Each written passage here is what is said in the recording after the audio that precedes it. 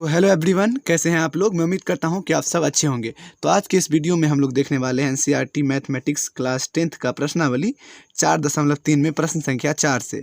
तो इसमें हम लोग देखते हैं, क्योंकि हम लोगों ने लास्ट के वीडियो में प्रश्न संख्या 1, 2 और 3 को सक्सेसफुली कवर कर लिया था। तो इसमें कहता है कि 3 वर्ष पूर्व यानी 3 वर्ष पहले रहमान की आयु वर्षों में का व्युत्क्रम और अब से 5 वर्ष पश्चात आयु के व्युत्क्रम का योग 1/3 है, तो उसकी वर्तमान आयु ज्ञात कीजिए। तो देखिए, सबसे पहले जो कह रहा है ना, उसे हम लोग मान लेते हैं कि माना कि रहमान की वर्तमान आयु क्या मान लेंगे, चौथा में माना कि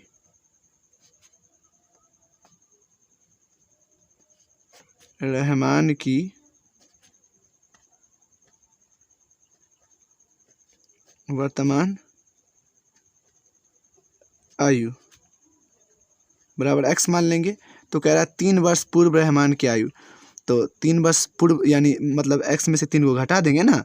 मान लीजिए कि अभी आपका उम्र जो है x वर्ष है, तो 3 वर्ष अभी आपका उम्र मान लीजिए कि 20 वर्ष है। 3 वर्ष पहले आप 17 के रहे होंगे। यदि रहमान का आयु नहीं है मालूम है, तो मान लिया इसका वर्तमान आयु x, तो 3 वर्ष पहले इसमें से घटाएंगे ना, तो x में से 3 घटाएंगे। उसके बाद कहता है कि 5 वर्ष पश्चात, उसके बाद 5 वर्ष इसमें ऐड कर देंगे। उसके बाद कह रहा है इसका व्युत्क्रम यानी इन दोनों का व्युत्क्रम करेंगे, यानी इसका उल्टा करेंगे। सबके बट्टा में 1 रहता है, दोनों के बट्टा में, तो 1 ऊपर ले जाएंगे। व्युत्क्रम का मतलब पलट देते हैं। ये दोनों के व्युत्क्रम, देखिए ये व्युत्क्रम का योग आपको दे दिया 1/3। तो इस तरह से आएगा, चीज़ों को सॉल्व कर देंगे, ठीक है ना। देखिएगा, तो अब लिखेंगे 3 वर्ष पूर्व रहमान की आयु, 3 वर्ष पूर्व आयु यानी रहमान की, तो x माइनस 3 और 5 वर्ष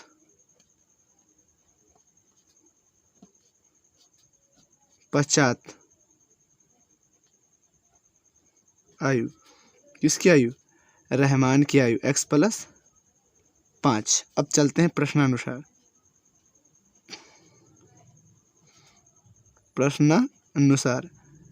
तो आगे क्या कहता है अपने को कि दोनों की आयु का व्युत्क्रम का योग, दोनों के, देखिए हम जितना अच्छा समझा देंगे ना, आयु के व्युत्क्रम का योग 1/3 है। तो दोनों की आयु का जो है व्युत्क्रम, जो आयु ये आयु आया उसका व्युत्क्रम, यानी इसको पलटेंगे, x बट्टे हो जाएगा, 1/3 हो जाएगा x - 3, अब प्लस यानी योग 1/x + 5, दोनों की आयु के व्युत्क्रम का योग 1/, क्या आ गया 3। देखिए बड़ा आसान है ना। अब चलिए आगे कर देते हैं। अब इन दोनों में एलसीएम लेंगे, तो ये इस तरह से चीज़ों को कर लेते हैं। तो x - 3 और x + 5, तो इससे ये गया तो बचा क्या, x + 5 बचा, और प्लस का निशान है, और इससे ये गया तो x - 3 बचा, और बराबर 1/3 है ना जी। देखिए, तो आगे जो है, अब खोलिए इसको, x + 5 + x - 3, अंदर नीचे में गुना अगर करना है आपको, चलिए कर दीजिए। x को x से गुना करेंगे तो x² हो जाएगा, और फिर x को 5 से गुना करेंगे तो 5x हो जाएगा, फिर -3 को x से गुना करेंगे तो -3x हो जाएगा, है ना। और -3 को फिर गुना करेंगे 5 से तो -15 हो जाएगा। अब बराबर 1/3, ये है बड़ा आसान। चलिए x और x को जोड़ दीजिए तो क्या हो जाएगा, 2x, और 5 में से 3 गया तो +2, और बट्टे में आ गया x², और 5x में से 3x गया तो क्या बचा, 2x, और माइनस का 15 बचा, बराबर 1/3 यानी 1/3। आप क्रॉस मल्टीप्लिकेशन करेंगे तो x² इसको 1 से गुना करते हैं टोटल को, तो x² + 2x - 15 बराबर 3 दूना 6x हो जाएगा, और +6 हो जाएगा, है ना। गुना किए दोनों से, समझ रहे हैं ना आप। तो x² यहाँ पे आ गया, और प्लस 2x, इस वाले को x वाले के साथ लाइए, माइनस का 6x, माइनस का 15 बचा, और माइनस का आ जाएगा 6, बराबर लिख दीजिए 0, यानी x² माइनस का मतलब घटाइए, तो माइनस का बचेगा आपके पास 4x, और माइनस का 21, ठीक है, बराबर 0। देख रहे हैं ना। तो इस प्रकार से चीज़ें आ गई ना। तो आगे अब हम लोग देखते हैं, ठीक है ना। तो अपन को क्या करना रहता है गुणनखंड विधि से करने के लिए, इसके एक्स स्क्वायर के गुणांक को 21 से गुना करना रहता है, यानी लास्ट वाले से। तो यहाँ तो एक ही है, कुछ नहीं है, तो यानी 21 का ऐसा गुणनखंड जो कितना पूरा दे, -4 पूरा दे। तो 21 का गुणनखंड देख लीजिए आप, ऐसे ही समझ लीजिए, 7 या 21 होता है ना, तो 7 माइनस का अगर 7 कर दें और प्लस का 2 कर दें तो 4 आ जाएगा ना। तो ये यही है, एक्स स्क्वायर -7x और +3x गुना करेंगे तो 7 या 21 एक्स स्क्वायर भी हो जाएगा, यानी ये पूरा से गुना होता है इसका, और ये भी हो जाएगा -4 भी हो जाएगा, -21 बराबर का 0। यानी आपके पास कॉमन क्या बचा, x, तो x माइनस बचा आपके पास 7 और प्लस यहाँ कॉमन क्या है 3, तो x -7 या 21, ये और ये मिल रहा है। तो आप x -7 लिख दीजिए बराबर 0, और क्या बचा x + 3 बराबर 0, यानी x बराबर प्लस का यही आ गया 7 और ये आ गया x -3। तो आयु कभी भी माइनस में नहीं होता है, तो ये हो गया असंभव, ये हो गया असंभव और ये हो गया संभव आपका। ये बात है। तो इसका मतलब क्या है, रहमान की वर्तमान आयु क्या आ गई, 7 वर्ष। यहाँ से आपका रहमान की वर्तमान आयु क्या आ गई, 7 वर्ष। चीज़ों को समझ सकते हैं ना आप, तो देखिए लिख सकते हैं, अतः इस प्रकार से रहमान की वर्तमान आयु 7 वर्ष होगी। चलिए देखते हैं प्रश्न संख्या 5। तो इसमें क्या कहता है 5 में, एक क्लास टेस्ट में शेफाली के गणित और अंग्रेजी में प्राप्त किए गए अंकों का योग कितना है, 30 दिया हुआ है ना। दोनों अंग्रेजी और गणित मिला के अंकों का योग कितना है, 30 है। यदि उसको गणित में 2 अंक अधिक कर देते हैं और अंग्रेजी में 3 अंक कम कर देते हैं, मिले हो, तो उनके अंकों का गुणनफल, मतलब दोनों का फिर कम करके और अधिक करके दोनों का गुणनफल करना है। 210 दिया हुआ है, तो उसके द्वारा दोनों विषय में प्राप्त किए गए अंक ज्ञात कीजिए। तो देखिए दरअसल यहाँ क्या है दिया हुआ, सबसे पहले देखिए गणित और अंग्रेजी मिला के 30। तो सबसे पहले हम समझते हैं, देखिएगा सबसे पहले अगर वो आप समझ जाइएगा ना, दिया हुआ उस हिसाब से हम मानेंगे। देखिए दिया है क्या, अपना तरीका अलग है, दिया है क्या आपको देखिएगा,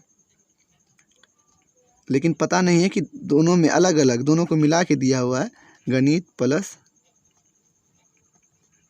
अंग्रेजी, दोनों अंकों का योग कितना दिया है आपको, तो सर 30 दे दिया है। अब मान लीजिए, लेकिन किसी का मालूम नहीं है, तो मान लेंगे, माना गणित में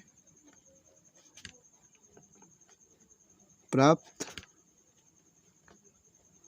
अंक, आपने गणित में प्राप्त अंक बराबर क्या मान लिया, x। अगर यहाँ x रखते हैं तो अंग्रेजी में प्राप्त अंक क्या निकल जाएगा, 30 माइनस उधर चला जाएगा, यहाँ पर से x उठ के तो -x। तो ये चीज़ इसलिए मैं यहाँ लिखा हूँ, है ना। कितना बच्चा को समझ में नहीं आता कि 30 - x कैसे लिख दिए, तो ये बात है। तो यहाँ हो जाएगा फिर अंग्रेजी में प्राप्त अंक, तो अंग्रेजी, ये मेथड आप समझ लीजिएगा, तो हमेशा निकाल लीजिएगा, अंग्रेजी में प्राप्त अंक बराबर 30 और यहाँ पे x रखेंगे, अंग्रेजी बराबर हो जाएगा 30 माइनस गणित यानी x। ये बात है। अब प्रश्नानुसार चलते हैं, प्रश्नानुसार।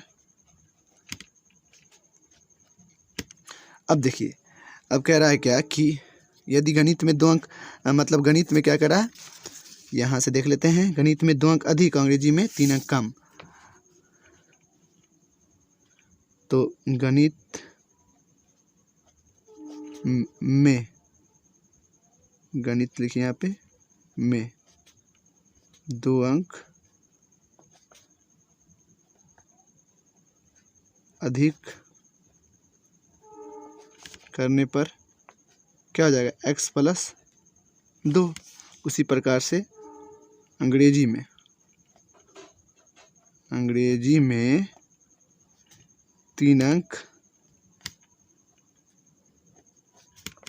कम करने पर प्राप्त अंक क्या हो जाएगा, तो 30 माइनस x और माइनस करेंगे 3, मतलब कम करना, तो 27 हो जाएगा ना। 30 में से 3 जाएगा तो 27 और x तो अपने स्थान पे है। तो आगे क्या कहता है, 3 अंक कम किए थे तो उनके अंकों का गुणनफल। अब क्या, इनके अंकों का गुणनफल,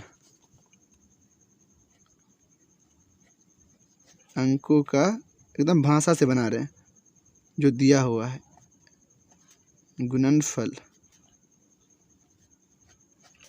बराबर 210। तो अंकों का गुणनफल कर देते हैं, x + 2 और गुने 27 - x बराबर 210।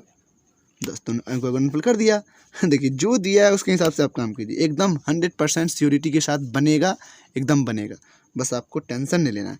x को x से गुना किया तो 27x हो गया, 27 को मतलब x से गुना किया तो 27x, और x को x से गुना किया तो -x² हो गया। फिर इसको दोनों से गुना कर दिया। अब 2 को 27 से गुना किया तो प्लस का 50 × 6 = 56, और 2 को फिर -x से गुना किया तो -2x बराबर 210। ठीक है जी। तो देखिए अब x² को आगे ले लेते हैं, तो x² माइनस का हो गया प्लस का 27x, क्योंकि x² + bx + c के रूप में लिखना रहता है। तो 27x और माइनस का इधर ले आते हैं 2x, और यहाँ प्लस का है 56। ठीक है जी। एंड फाइनली ये आ जाएगा इधर 210 बराबर आएगा 0। ठीक है। चलिए यहाँ पे माइनस है तो अभी लिखते हैं, बाद में ले लेंगे कॉमन। तो 27 में से गया 2, तो क्या बचा अपने पास 25x, है ना। घबराना नहीं बस। अब 56 चला जाएगा 210 में से, तो माइनस का बड़ा साइन तो माइनस ही रहेगा। अब 10 में से 6 जाएगा तो 4, और यहाँ बच गया आपका 10, 10 में से 5 गया तो 5, और 1 6 गया तो 4, 154, क्योंकि 10 में से 6 गया तो 4 बराबर 0। ये है। चलिए अब आगे देखते हैं, मतलब ये माइनस जब भी आगे रहे तो इसको कॉमन लेके हटाइए, या फिर माइनस का गुना कर दीजिए पूरे समीकरण में। तो माइनस कॉमन ले लेते हैं, तो माइनस यहाँ हो जाएगा, क्योंकि माइनस माइनस प्लस तो यहाँ हो गया। अब ये -25x और प्लस 154 बराबर 0। ये माइनस का चला जाएगा, इसके साथ 0 हो जाएगा। तो x² - 25x प्लस 154 बराबर 0। अब 154 का गुणनखंड निकालना है, जो किसके बराबर आ जाए, वो आ जाए 25 के बराबर। तो देखिएगा यहीं पर निकालते हैं, 154 है तो 2 से लगाते हैं, तो यहाँ देख लेते हैं तो थोड़ा सा यहाँ अपन से मिस्टेक हुआ। देखिए 27 दूना 54 होता, 7 दूना 14, तो यहाँ 4, और यहाँ भी हो जाएगा आपका जो है, यहाँ आ जाएगा 6, 2 बढ़ेगा तो यहाँ भी हो जाएगा 6, है ना। तो ये भी हो जाएगा आपका 6। बस घबराना नहीं है, बस आ गया। अब 156 का निकालना है बस। नहीं, यहाँ पे जो होगा वो मतलब 27 को मतलब गुना करेंगे, मतलब उससे तो कितना हो जाएगा, 54 हो जाएगा। 27 दूना 54 हो जाएगा। ठीक है।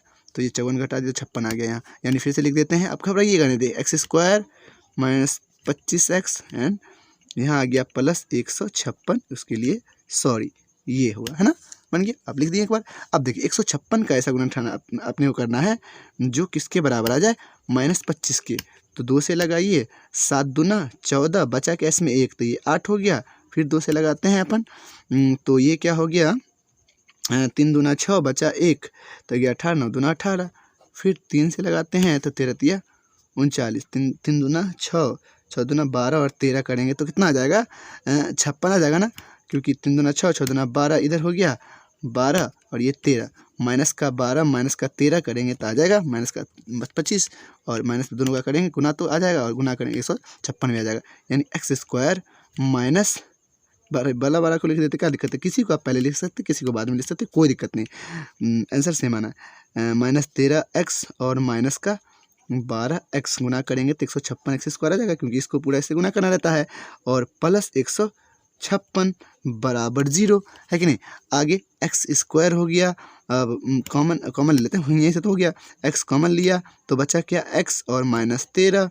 अब यहाँ क्या कॉमन है, तो -12 कॉमन है सर, तो x - 12 तो नहीं 156, ये और ये मिल रहा है दोनों, तो लिख देते हैं x - 13 बराबर 0, और x - 12 बराबर भी 0। यानी x बराबर 13 भी आ गया, और x बराबर आपका 12 भी प्लस का आ गया। यानी गणित में प्राप्त अंक यदि अगर हम लेते हैं तो गणित में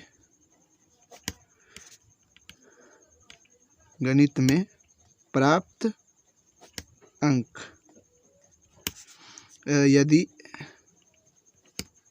x बराबर 13 लेते हैं, तो ये क्या था, x बराबर 13 मतलब 13 लिए गणित में प्राप्त अंक x बराबर 13, तो अंग्रेजी क्या आ गया, अंग्रेजी में प्राप्त अंक क्या आ गया, तो 30 - 13, क्योंकि 30 - x था तो ये आ गया 17, और यदि किसके लिए लेते हैं, यदि x बराबर 12 लेते हैं, आपको हिसाब में जो आंसर होगा किताब में, मतलब यदि x बराबर यानी मतलब गणित में अंक यदि 12 लेते हैं तो अंग्रेजी में प्राप्त अंग्रेजी का अंक क्या हो जाएगा, तो 30 - 12 ये हो जाएगा 18। तो ये आंसर हो सकता है इस प्रकार से। तो चलिए अब हम लोग देखते हैं प्रश्न संख्या 6वां, जो कि काफ़ी आसान है। तो 6वां प्रश्न में क्या कह रहा है देखिएगा कि एक आयताकार खेत का विकर्ण उसकी छोटी भुजा से 60 मीटर अधिक लंबा है। मतलब एक आयताकार मतलब जो विकर्ण जो है वो छोटी भुजा से 60 मीटर अधिक लंबा है। यदि बड़ी भुजा छोटी भुजा से 30 मीटर अधिक है तो खेत की भुजाएं ज्ञात कीजिए। सबसे पहले समझिए वाई फिगर। ये देखिए एक आयताकार खेत मान लीजिए ये बना दिया, क्योंकि आयत जानते हैं आप जिसके दोनों भुजाएं सामने की बराबर हों। ये आयताकार खेत है, इसका कह रहा है विकर्ण।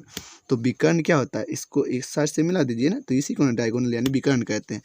विकर्ण जो है छोटी भुजा, सबसे छोटी भुजा इसमें कौन लग रहा है आपको, तो ये तो मान लिया कि छोटी भुजा x है, तो इसका विकर्ण कह रहा है उसे छोटी भुजा से 60 मीटर अधिक है।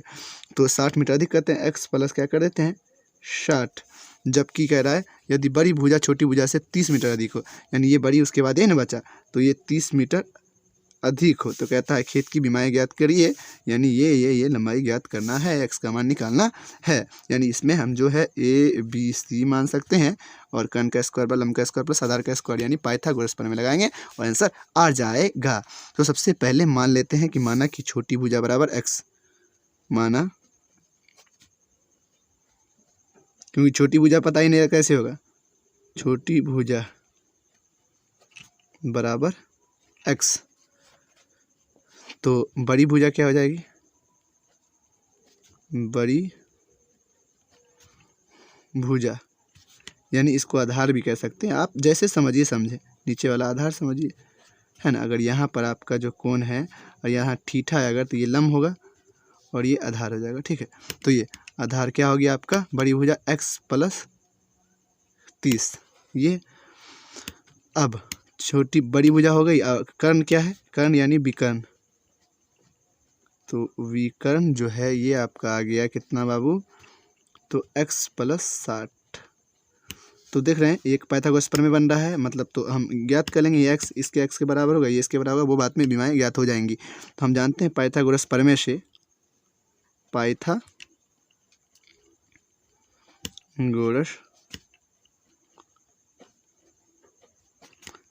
प्रमेय से हम जानते हैं कि कर्ण का स्क्वायर बराबर लंब का स्क्वायर जोड़ आधार का स्क्वायर, आपको पता है ये चीज़। तो कर्ण क्या है जी, ये है विकर्ण, यानी x प्लस 60 का स्क्वायर होल स्क्वायर बराबर लंब क्या है सर, तो लंब जो है ये लंबा वाला हुआ ना, ये छोटी भुजा को हम लोग लंब कह सकते हैं ना, तो ये तो आधार है, तो ये हो गया x स्क्वायर प्लस आधार नीचे वाला है ना, तो ये आपको मान सकते हैं, यानी x प्लस 30 का स्क्वायर, ठीक है। यहाँ a प्लस बी का होल स्क्वायर लगेगा, यानी a square, a plus B का होल स्क्वायर जानते हैं, a square plus B square plus 2 भी सबको पता होगा, तो a square plus B square यानी 60 का स्क्वायर प्लस 2 गुने a का मान क्या है x गुने b का मान क्या है, तो 60 बराबर का चिन्ह, यहाँ क्या है x square plus a square plus B square यानी 30 का स्क्वायर प्लस 2a और b यानी 30। समझे आप बात को, ये चीज़ें हैं। तो यहाँ से आ गया आपका, यहाँ से देख लीजिए x स्क्वायर प्लस 6 छक्के 3600 और प्लस में 2.5 120 और ये वाला x बराबर यहाँ पहले से x स्क्वायर कितना हो गया 2x स्क्वायर और प्लस में यहाँ आपके पास कितना 30 को जो है 3 तिया 9 यानी 900 प्लस मतलब 30 दूना 60 और ये x, तो सबको इधर ही कर देते हैं, ज़्यादा बेहतर इधर करते हैं, x माइनस में आ जाएगा, यानी ऐसे लिख सकते हैं, सबको उस साइड ले जा रहे हैं। देखिए समझिएगा बात को, 2x स्क्वायर, इस x स्क्वायर को उधर ले जाएंगे तो क्या हो जाएगा x स्क्वायर माइनस का, और ये प्लस का है 900 और इधर लाएंगे इधर तो इसके माइनस का 3600 और प्लस का है आपका कितना बाद में सरिया लेंगे हम लोग 60x और इधर लाएंगे तो माइनस का 120x बराबर में 0 कर दिया।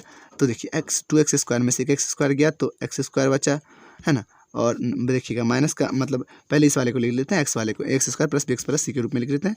अब देखिए 120 है, 120 60 गया तो 60 बचा, वो भी क्या बचा माइनस का 60x बच गया, है कि नहीं, समझ रहे हैं आप। और यहाँ पर से जो है 3600 में से 900 गया तो क्या बचा 2700, वो भी माइनस में क्योंकि बड़ा अंक माइनस में।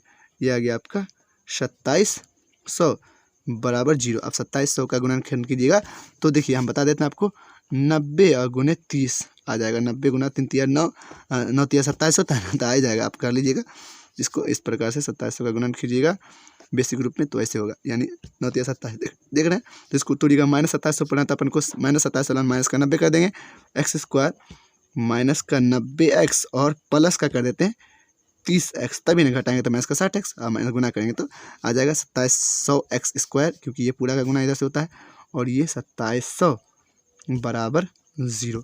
समझे बात को। तो x कॉमन ले लिया तो अपने पास क्या आ गया यहाँ पे, तो x आ गया और माइनस में ये वाला 90 और प्लस में यहाँ कुछ कॉमन है 30 कॉमन है, तो x माइनस में ये वाला 90 है ना, गुना कर देंगे तो ये जो है आ गया, ये दोनों मिल रहा है, यानी x माइनस 90 बराबर 0 और x प्लस 30 बराबर 0, यानी x बराबर क्या आ गया आपका 90, जो कि ये संभव हो गया, और x बराबर माइनस का उधर चला गया 30, जो कि ये क्या हो गया असंभव, असंभव।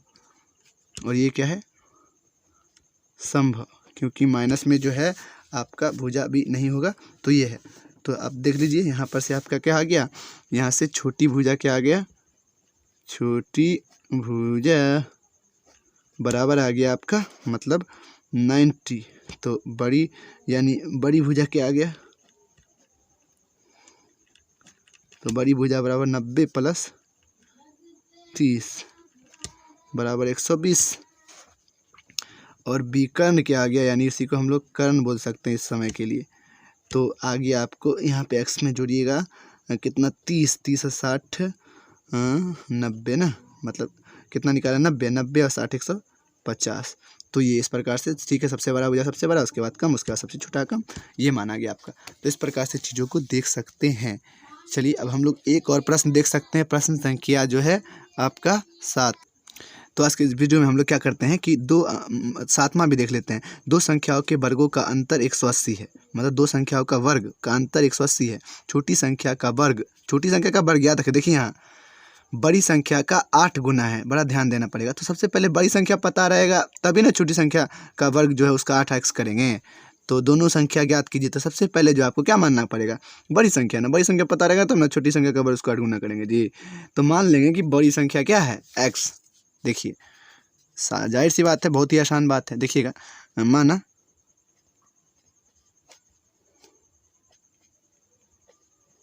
बड़ी संख्या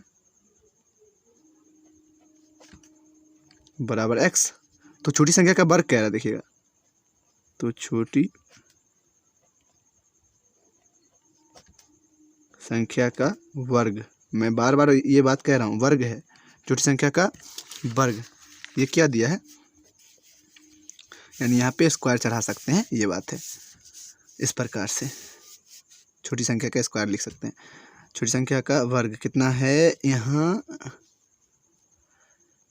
छोटी संख्या का वर्ग बड़ी संख्या का 8 गुना है, यानी बड़ी संख्या x है तो इसका 8x हो गया। अब प्रश्नानुसार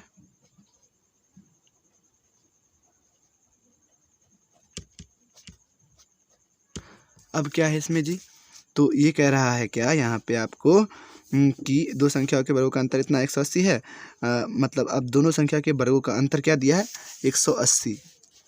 तो दोनों संख्या के वर्गों का अंतर क्या लिखना है, वर्गों का